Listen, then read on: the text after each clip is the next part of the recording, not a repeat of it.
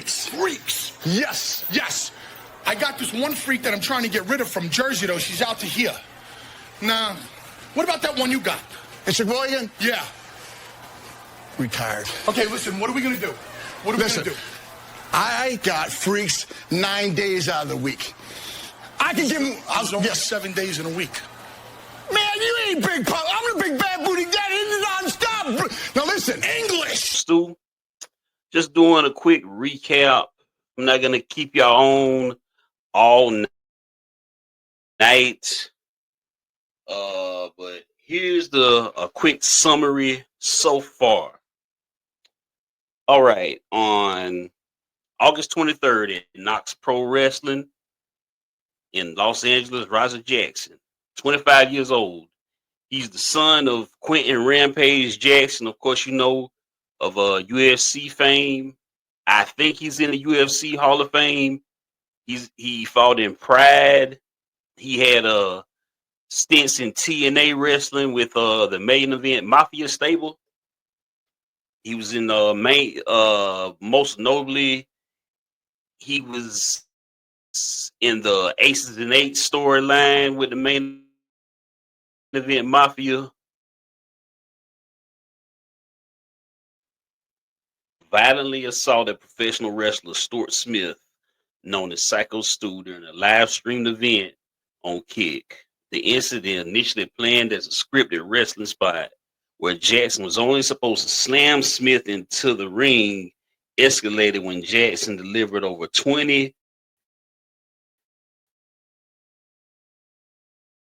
unscripted punches to Smith, just bloodied and injured. The assault stemmed from a prior altercation where Smith, in character, struck Jackson with a beer can. The problem is, he thought Jackson was in character. He thought Roger Jackson, was a wrestler. In the clip, he says, "I thought you were a wrecker, bro," which means basically, I thought you were a wrestler. He was basically in character mode, even in his off time, in that kick stream, which is crazy and ridiculous to me. Because why would you be in wrestler mode, character mode in your off time? So anyway, he kept apologizing to him. Later on, okay, it looked like they dapped up, they shook hands or whatever.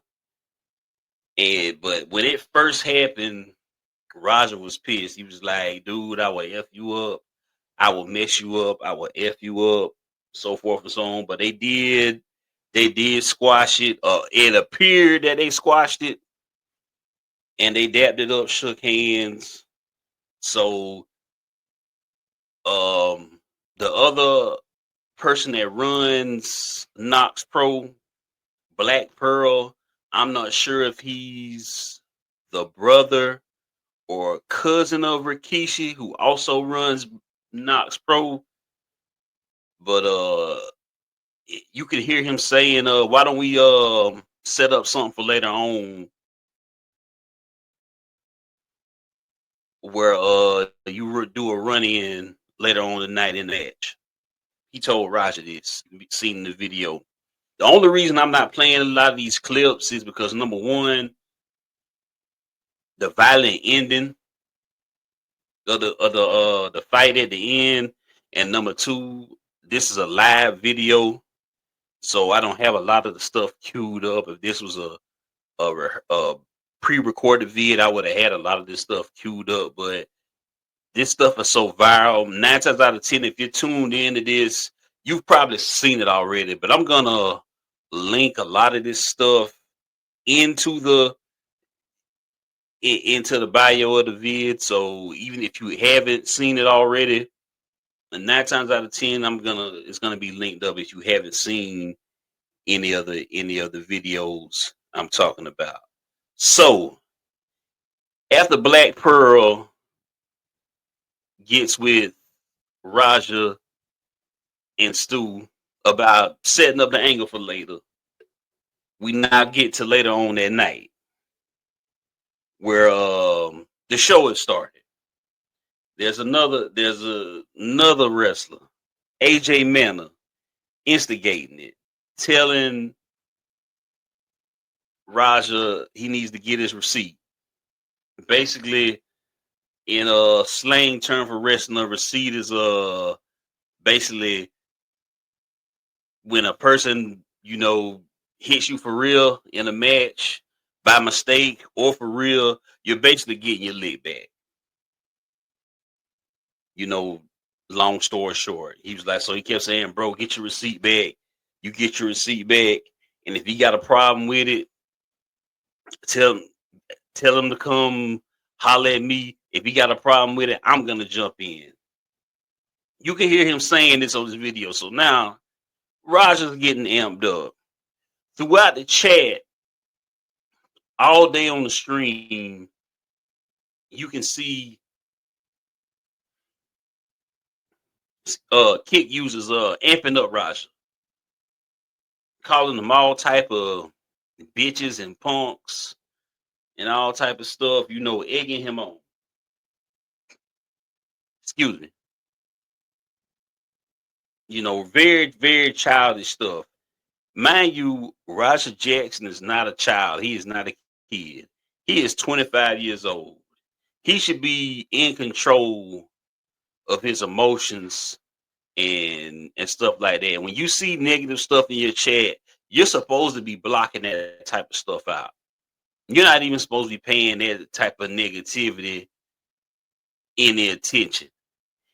And also, you should have mods in your chat booting those type of weirdos and fuck niggas out your chat, because they boosted his head up. No, at the end of the day, it's still Roger's fault for doing what he done.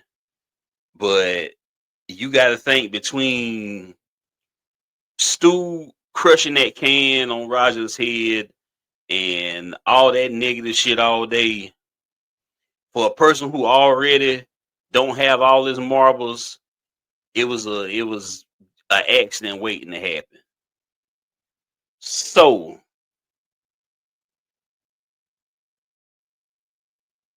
we get to the match. Sycho Stu is in the ring. Throughout this match, Raja he has like a microphone, like a small microphone, and he's throughout the match, he's talking to his listeners in the chat. He's like, he's well aware this is not real. This is pro wrestling. This is not real. He's even quoted as saying, I always wanted to beat up a pro wrestler. Who does this man think he is? I am not a punk. I'm gonna show him. He is saying all type of foolishness. He is amped up to the max. So he jumps in the ring. He picks him up in like a spine buster type move. More than likely, when he slams Stu to the mat, Stu is already knocked out. That slam more than likely already knocked him out. So Roger just pummels him, just beats this man half to death. He lands about 20 punches. You can see blood flying everywhere. Allegedly, he knocked some of the man's teeth out. He was choking on his own blood. One of the wrestlers had to pull them off first. Then a lot of them had to hold him back. What was very stupid, if you look back at the tape, they finished the match. Whoever Stu was wrestling laid on top of him for the pin, and the referee still counted the pinfall, which was ridiculous. So I want to know what the hell was going on with that. Let's see. Stuart Smith, aka Syko Stu, suffered a lot of injuries. Broken facial bones. He lost some teeth. He was choking on his own blood. He got rushed to the hospital. He was in a stable, but critical care. He's conscious. His brother Andrew Smith wanted to make it known they have not set up a GoFundMe. So if you see any GoFundMes out there, do not donate to them. Celebrities such as Mr. Beast has offered to pay for any medical bills that may be out there. I'm pretty sure a lot of wrestlers in the pro wrestling community are probably gonna reach out in one way or another. I seen Ryan Garcia had some comments, the boxer. This is not gonna go well. This is gonna be ugly.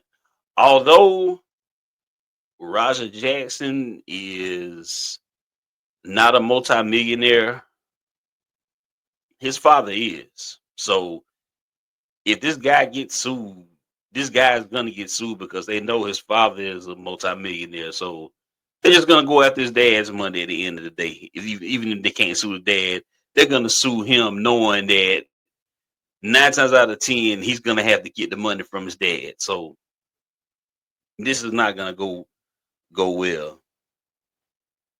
KnokX Pro Academy, KnokX Pro Wrestling, also it's a school and an independent wrestling company ran by WWE Hall of Famer Rikishi and another wrestler named Black Pearl. I'm not sure if that's Rikishi's brother or his cousin, but he is part of that big Samoan wrestling dynasty family. You know, The Rock, Roman Reigns, the Usos, Yokozuna, Umaga, what have you. So I'm not sure what his relation is to Rikishi, but he is related to him in some form or fashion. Both of them run that school together. It's based out of California. They were running it out of Las Vegas for a little while.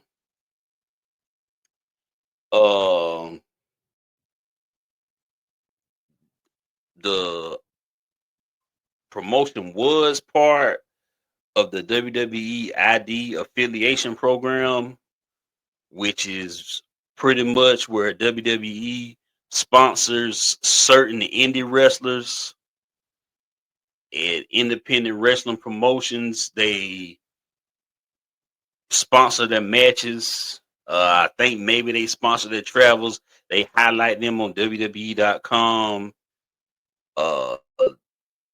Invite them down to the WWE PC in Florida for additional training. Fast track them to getting signed by the WWE. They've lost their WWE ID affiliation. When you go on WWE.com and go to the WWE ID tab, KnokX Pro has been removed. It's gone. So now they're back operating at 100% independent, which kind of sucks because even before they got the WWE ID, that was a good pipeline for a lot of wrestlers. Surprisingly, the Usos did not come from that, even though the Usos are the sons of Rikishi. They actually wrestled and were trained by Booker T at a Reality of Wrestling in Houston, Texas. But Solo Sikoa, Rikishi's other son, spent time at KnokX Pro. His nephew, Jacob Fatu, spent some time at KnokX Pro. So now it's going to be whoever had the ID affiliation is going to be kind of hard. So now they got to work a little harder. But, you know, cream always rises to the top. You know, if you're talented, that organization will find you, you know. Also, ESPN reported earlier that the LAPD has opened an investigation. So there will be some type of arrest coming soon. And Roger Jackson is pretty much incriminated and indicted himself on this stream because he pretty much told everything he was going to do on the stream. He said everything he was going to do. He said he was going to beat that man ass. He said he was going to pummel him. He just kept saying over and over what he's going to do. He said he was aware that this was scripted and he didn't care. So there may be criminal charges behind this. It's not looking good. It is not looking good. Of course, this is not the first time this has happened.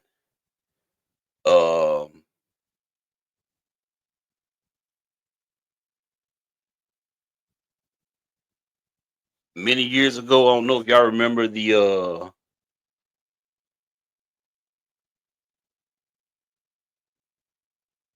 mass transit incident back in the 90s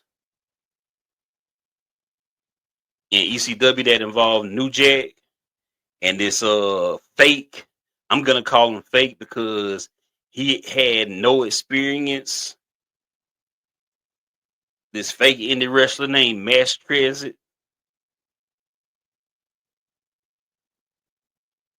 And this was a similar incident, except it was a little bit worse because this involved a weapon. So it was a little worse, and New Jack actually had to go on trial about that. There was a dark side of the ring episode about that. To be a wrestler, and he lied about his age. He said he was 21 years old. He lied about his training. He said he was trained by Killer Kowalski, which is basically the same person who trained Saturn, Triple H, and China, and a lot of other wrestlers. Somehow he convinced Paul Heyman to get him into this match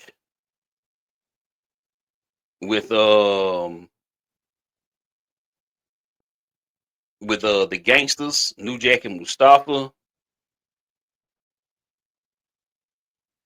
New Jack basically pulled out a scalpel and because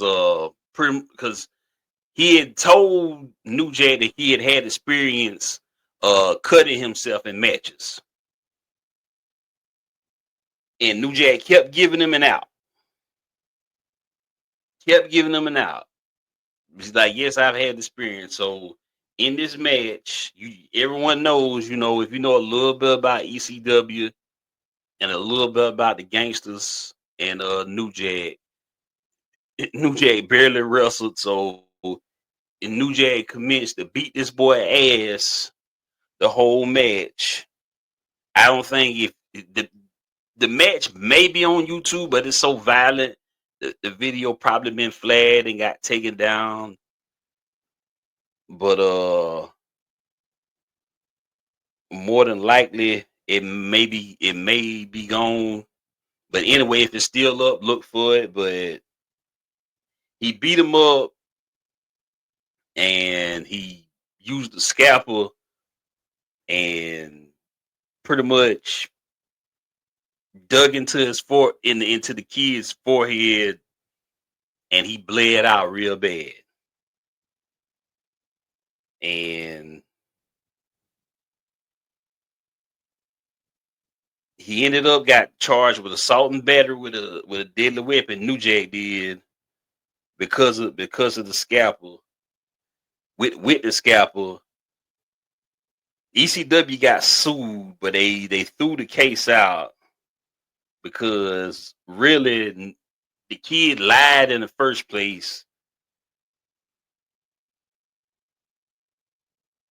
That case probably stopped New Jack from getting in. Was probably one of the reasons New Jack never got into WWE, never got into WCW, even though people in WCW wanted New Jack for the No Limit Soldiers angle, and he would have fit perfectly for that stable.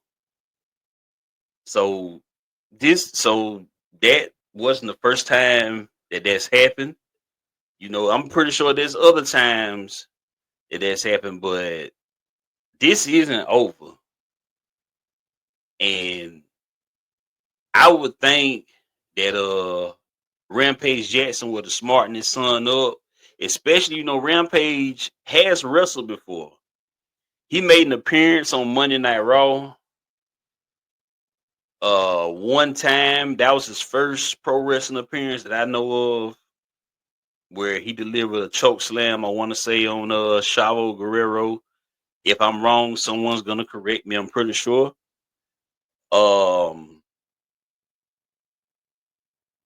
He had numerous appearances in TNA with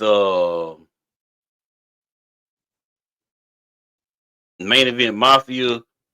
He was supposed to do something with Tito Ortiz,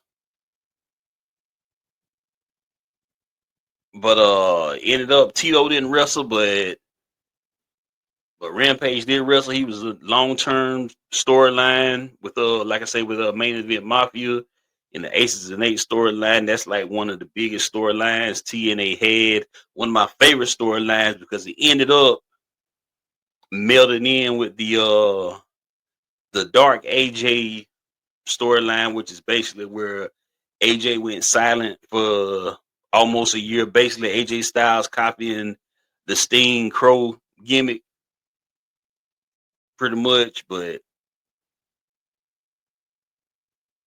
so he has experience with pro wrestling, and I'm surprised he didn't smarten his son up. But if you look back at the chat box, Rampage was egging his son on too, laughing at me shit like bro, what you doing at this gay ass wrestling shit? And I'm saying to myself, bro, you used to wrestle. So this is kind of crazy. This stuff made not just, of course, wrestling news, it's made mainstream news.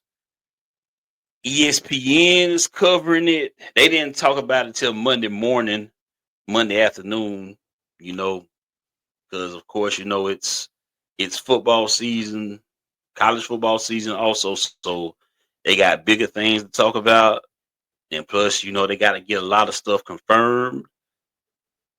So they just wasn't fit to just jump on a story like that. But it's not looking good. I'm not going to refer to him as a kid. This dude is 25 years old. Roger Jackson has a record of 0-1. So he hasn't even won a real MMA match yet. But you want to take your aggression out on a real person. Sycho Stu is a military vet, just like myself. Stories out there saying that he suffers from PTSD, and he's using this pro wrestling is what he uses as an outlet to help his PTSD. Everyone uses different things to to get through that certain thing. That's what he uses, and if he can't wrestle again, that's gonna be pretty bad because PTSD is no joke. Take it from a vet who also suffers from PTSD. Maybe not to the extent that he does, but it's not looking good. But we did about 25 minutes on here. Like I said, I just wanted to do a catch up on the story. You know, basically bullet points of the story and give a flashback of the New Jag incident. You know, just to show that this wasn't the first time this happened. I'm pretty sure there's other times this happened, but either later on in the week, maybe tomorrow night, we're gonna talk more about this with the rest of the crew. But I just wanted to get this story out. You know, like I said, I'm not doing a raw summary. Just like I said, that raw happened at 3 o'clock in the afternoon. I was still at work around that time. The rest of the crew was probably at work around that time or doing a family thing or whatever.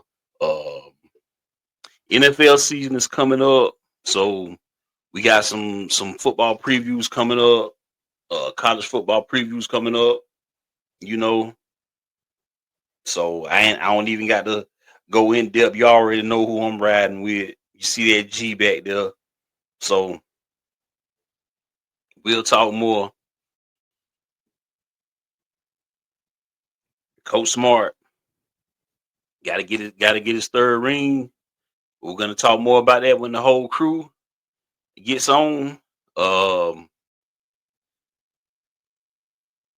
see a lot of people tuned in tonight between Twitter and YouTube. But like and subscribe.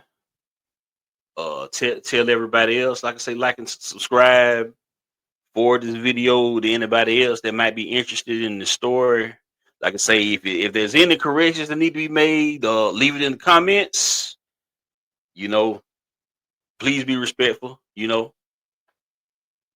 because I can't talk shit back. You know, it ain't no thing. But like I said, we're gonna go ahead and shut it down for the night. Channel 6 signing off.